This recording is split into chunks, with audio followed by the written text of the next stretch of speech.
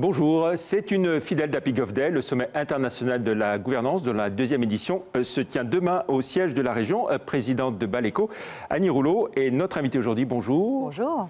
Vous avez aimé, vous avez même adoré, j'ai envie de dire, la première édition de ce sommet international de la gouvernance et vous allez adorer aussi la deuxième édition. Qu'est-ce qui vous a séduit dans cet événement?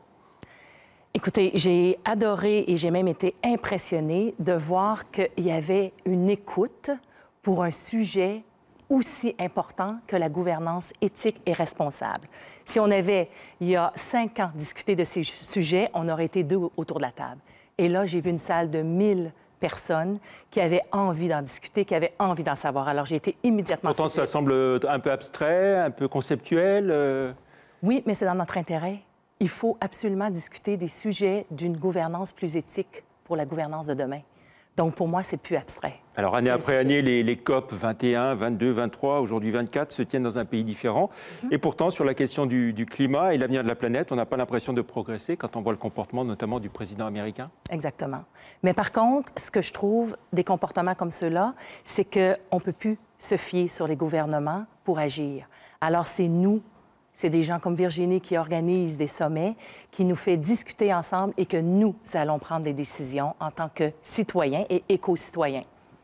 On n'a pas pensé aux prochaines générations, disiez-vous à notre micro l'an dernier, dans le cadre de ce sommet. Vous allez le redire demain? Il faut. Je veux dire, il faut penser à la prochaine génération. Mon père m'a élevée en me disant, « Annie, tu laisses toujours plus que ce que tu as reçu. » Donc, pour moi, c'est important de me dire...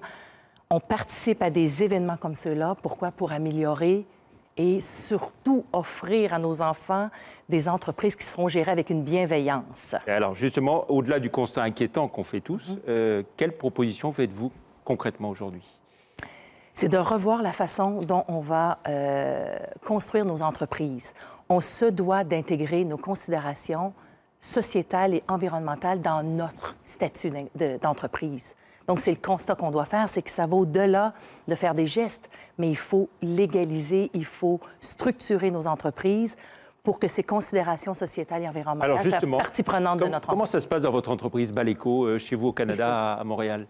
Écoutez, on développe des politiques d'approvisionnement responsables, on développe des politiques de gestion des collègues de travail, et ça va au-delà de faire une évaluation. Ils ont le devoir de faire du bénévolat sur l'heure du bureau, des heures de travail. Donc, ils ont 20 heures par année à choisir une cause. Donc, ils ont une implication sociétale directe dans l'entreprise, autant au niveau de la production. Ils ont des objectifs de qualité, mais aussi des objectifs de réduire l'utilisation de l'eau, réduire les déchets. Donc, il y a toutes sortes d'impacts directs dans notre entreprise que nous visons. Et c'est l'affaire, bien sûr, de tout le monde, la direction, les actionnaires, le personnel? Tous les parties prenantes sont impliqués dans notre développement de l'entreprise. Autant les fournisseurs que les clients, que les employés. Alors, vu de l'extérieur, comment est-ce que vous avez vécu, par exemple, le départ de Nicolas Hulot du gouvernement, ici en France? Un constat d'échec, un aveu d'impuissance ou une solution de facilité que de s'en aller comme ça? Eh mon Dieu, bien, je pense que quand on regarde au gouvernement présentement, puis ça, je ne me parle pas du gouvernement français parce que je ne le connais pas assez, mais on sent pas la volonté. On sent pas les volontés politiques de prendre charge des enjeux environnementaux. Et puis, c'est pour ça que c'est notre devoir en tant que citoyen de le faire.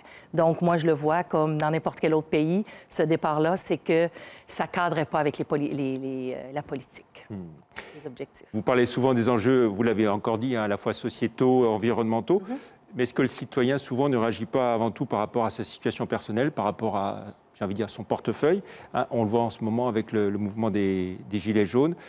Si la fiscalité écologique, par exemple, rogne sur mon pouvoir d'achat, je suis facilement contre?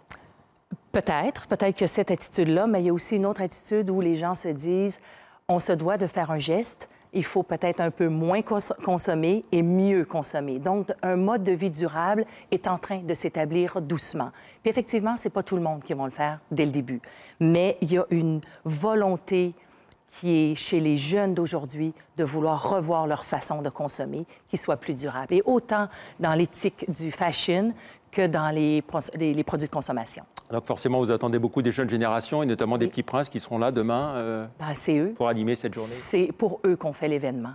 Jeunes étudiants. Les jeunes étudiants, la nouvelle génération qui sauront prendre des décisions qui vont être plus responsables. Absolument. La troisième édition de Happy Golf Day se tiendra au Canada dans un Montréal, an. effectivement. C'est un modèle, une référence en matière de gouvernance. Il y a beaucoup à apprendre sur ce qui se fait au Canada. Bien, je pense qu'on a développé au fil des temps cette certification-là, qui est la B Corp, et qui prend un mouvement beaucoup plus rapide au Canada présentement. Et puis oui, je pense qu'il faut en parler partout. Mais je pense qu'on a des choses à apprendre et on a des choses à montrer aussi. Très bien. Merci beaucoup, Annie Rouleau, d'être venue dans l'invité de la rédaction. Donc, Happy Golf Day, c'est demain, organisé donc par Virginie Nogueras, au siège de la région Auvergne-Rhône-Alpes. Merci, au revoir. Merci.